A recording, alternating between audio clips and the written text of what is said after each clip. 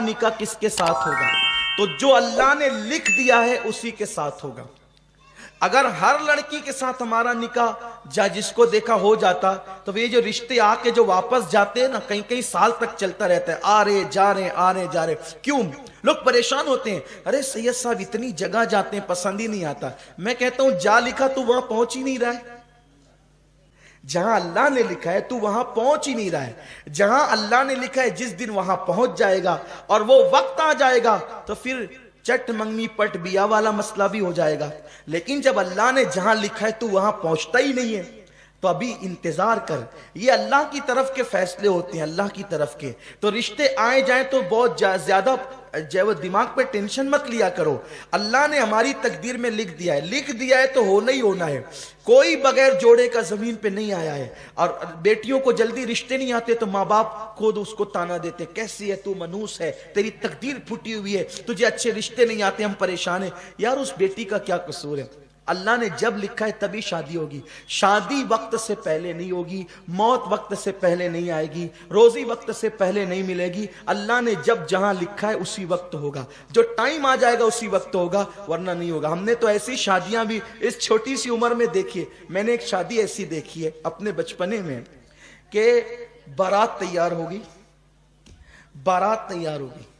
और तैयार होने के बाद किसी मामले पर झगड़ा हो गया बारात के अंदर।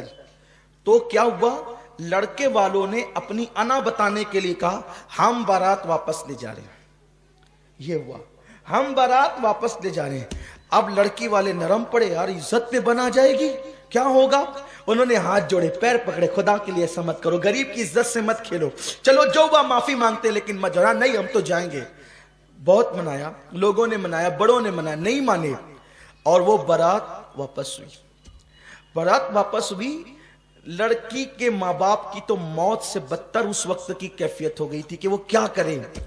लेकिन खुदा की शान देखी, अब वहां पे सब रिश्तेदार रो धो रहे हैं कि अब मेहमान आ रहे हैं कि क्या जवाब देंगे इनको। खाना तैयार है, शरबत तैयार है, जहेज तैयार है, क्या करेंगे? ऐसे में एक लड़का अपनी माँ और अपने बाप के साथ शादी में शिरकत के लिए आया था। और वो बहुत मालदार घराने के थे। वो जो बारात आई थी उससे बहुत मालदार घराने के वो लोग थे। जब उनको रोता धोता देखा तो उस लड़के ने अपने माँ बाप से कहा यहाँ इनकी इज्जत बचाना हमारे लिए जरूरी है। क्या ऐसा नहीं हो सकता कि जो सेहरा उस लड़के ने पहना था वही सेहरा मैं पहन लूं? माँ बाप ने कहा कि ये तो बहुत अच्छी बात होगी, चलो अच्छा करते हैं। और 10 से 15 मिनट के दरमियान ये फैसला हो गया। और उसके बाद बारात का जो टाइम था ना जाने का, चूंकि उधर बारात तैयार हो रही थी, बारात का जो टाइम था उस टाइम तक, मेहमानों के आने तक ये दूल्हा सच संवर करके वहां बैठ गया था, आया था शादी में शिरकत के लिए, बन गया दूल्हा। अब लोग हैरान थे ऐसा क्यों हुआ? वो ऐसा इसलिए हुआ कि उसकी किस्मत में नहीं लिखा था, तो ये बहाने से कैंसिल तो नहीं था, ये तो इसकी बीवी बनने वाली थी ना। एक बात मुझे बहुत प्यारी से यहाँ याद आ गई और उसको बयान करके बात खत्म करता हूं, मुझे मरकज जाना है। इमाम आजम के दौर में एक हादसा हो गया। देखो अल्लाह जो तकदीर में लिखता है ना वही बीवी मिलेगी, उसके सिवा नहीं मिल सकती। इसलिए जरा चक्कर में कम रहा करो कि इधर जैसे बिल्ली की नियत छिछड़े में होती है ना, इधर मुंह डाला। हंसने की बात नहीं है, इबरत हासिल करो। इधर मुंह डाला, उधर ताक, उधर झांक, ये सब बंद करो। इस्लाम का कानून नहीं है, इस्लाम इससे मना करता है। किसी के घर में झांकने से इस्लाम मना करता है। ताक झांक बंद करो। गलियों के अंदर साइकिल लेकर के घूमा तो इधर मुंह डाला, उधर देखा, कोई काम नहीं। गाड़ियां लेकर जबरदस्ती फिर रहे हैं, साइकिल लेकर जबरदस्ती फिर रहे हैं। अल्लाह ने जो तकदीर में लिखा है, सुनो, अगर शादी से पहले बदकारी करोगे तो फिर पाक बीवी नहीं मिलेगी। कुरान, अल्लाह के रसूल फरमाते कमा तदीन तुदान, तुम जैसा करोगे वैसा होगा। लेकिन अगर कोई बदकारी कर चुका, उलमा से सुना, बयान सुना और सच्ची तौबा कर ले, फिर अल्लाह तौबा करने वालों की तौबा को कबूल करता है और अल्लाह उन्हें पाक दामन बीबियां भी अता फरमाता है। तो तौबा कर लोगे तो फिर महफूज हो जाओगे, तौबा नहीं करोगे पाक दामन रहो। हजरत इमाम हसन पाक कहते हैं ना, इमाम हसन पाक का कौल है, अगर तुम चाहते हो बीवी पाक दामन रहे तो तुम पाक दामन बनो, तुम्हारी बीवियां खुद ही पाक दामन होगी। अगर चाहते हो बेटियां पाक दामन रहे तो तुम पाक दामन बनो, तुम्हारी बेटियां पाक दामन होगी। अगर चाहते हो कि बेटे पाक दामन रहे, तुम पाक दामन बनो, तुम्हारे बेटे पाक दामन होंगे। तुम्हारी नस्लें पाक दामन होगी इंशाअल्लाह अगर तुम पाक दामन रहोगे तो जो तकदीर में लिखा है वही मिलने वाला है, उससे ज्यादा नहीं, उससे कम नहीं।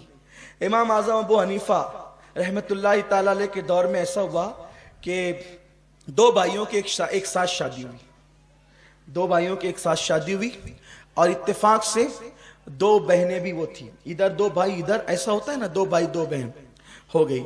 अब वो दोनों बहनें आई इधर से और ये दो भाई, शादी हो गई। तो इत्तेफाक ऐसा हुआ जब हुजरे में पहुंचाने की बात आई तो औरतों की गड़बड़ी की वजह से और दुल्हनें तब्दील हो गई, दुल्हनें तब्दील हो गई। यानी इस भाई का जिससे निकाह हुआ था उसकी बीवी इसके साथ चली गई, और इसका जिससे निकाह हुआ था उसकी बीवी इधर चली गई।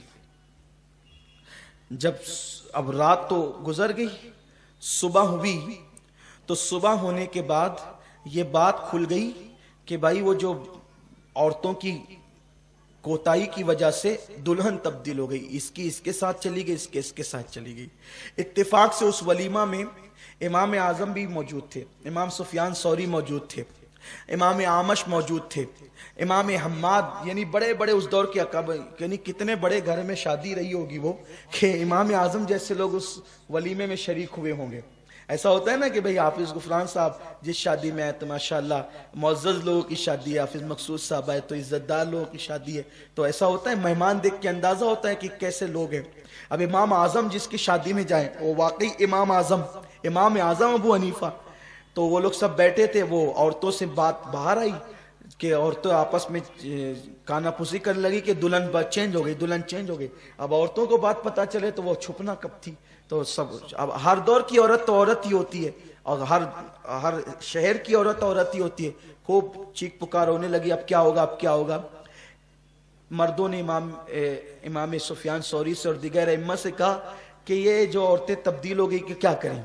वो कहा कि तब्दील हो गई तो क्या करें, इसकी इसके साथ कर दो, इसकी इसके साथ कर दो, भाई जो जिसके साथ थी उसके साथ कर दो, क्योंकि ये गलती से वह जानबूझ कर तो हुआ नहीं। अब भाई फतवा देना ही बहुत अहम नहीं होता है, फतवे को देते वक्त ये भी तो सामने रखना होता है कि इस फतवे का असर क्या होगा। असल बात ये है कि चलो ठीक है, जो जिसकी बीवी थी उसके पास पहुंचा दो, गलती से हो गया तो क्या करेंगे। भाई दो बहनें हैं, दो भाई है, एक घर में रहते हैं, अब इसने इसके साथ रात गुजारी, इसने इसके साथ रात गुजारी, अब इसको फिर इसके पास भेजे, इसको इसके पास भेजे, तो ये जिंदगी भर एक दूसरे से नजरें मिला सकेंगे, दोनों भाई एक दूसरे को देख सकेंगे, क्योंकि ये तो इसकी बीवी के साथ गुजार चुका है रात, वो उसकी बीवी के साथ रात गुजार चुका है। तो घर वालों को थोड़ा सा तरह कि भाई चलो ठीक है, जो बीवी जिसकी उसके पास रहेगी, लेकिन ये रात कहीं और गुजार चुकी है, और वो सारी जिंदगी नजर उठा के एक दूसरे को देख सकेंगे, क्या करेंगे। लेकिन उस महफिल में खुशनसीबी उनकी ये थी कि हमारा इमाम इमामुल अइम्मा, सिराजुल उम्मा, काशिफुल गुम्मा, नौमान बिन साबित, जिस पर फिक्र को नाज है, जिस पे इस्लाम को नाज है, जिस पर मुस्तफ़ा जाने रहमत को नाज है, वो इमाम आजम अबू हनीफा फरमाते हैं ये फतवा तो अपनी जगह है कि हर औरत अपनी शौहर के पास चली जाए, लेकिन कुछ समाज का भी तो मामला है, कुछ घरेलू भी तो मामलात है। एक काम करो, दोनों दूल्हे को मेरे पास बुलाओ। वो दोनों दूल्हे आए, आपने उससे पूछा तूने जिसके साथ रात गुजारी वो तुझे पसंद है, उसने कहा हाँ। दूसरे से कहा तूने जिसके साथ रात गुजारी वो तुझे पसंद है, उसने कहा हाँ। फरमाया अब एक काम करो, तुमको ये पसंद है जिसके साथ तुमने रात गुजारी, तो ये जो तेरी बीवी थी तेरे निकाह में थी, तू उसको तलाक दे दे, और तू इसके साथ निकाह कर ले जिसके साथ तूने रात गुजारी, और तू इसको तलाक दे दे और ये इसके साथ निकाह कर ले जिससे रात गुजारी। क्योंकि निकाह के बाद अगर विदाई और खलवत नहीं हुई है तो तलाक दी जाएगी, तो उसमें इद्दत गुजारना नहीं पड़ेगा। तो इधर उसने उसको तलाक दे दिया, इधर उसने उसको तलाक दे दिया, और जिसने जिसके साथ रात गुजारा वो उसी की बीवी हो गई, इसने इसके साथ रात गुजारा उसी की बीवी हो गई। देखो निकाह होने के बाद भी कुदरत ने जहां लिखा था, जो जिसको मिलनी थी वो उसी को मिली ना। निकाह भी हो गया है, निकाह होने के बाद भी तो कुदरत का लिखा नहीं टलता, ला तब्दील लिकलिमातिल्लाह।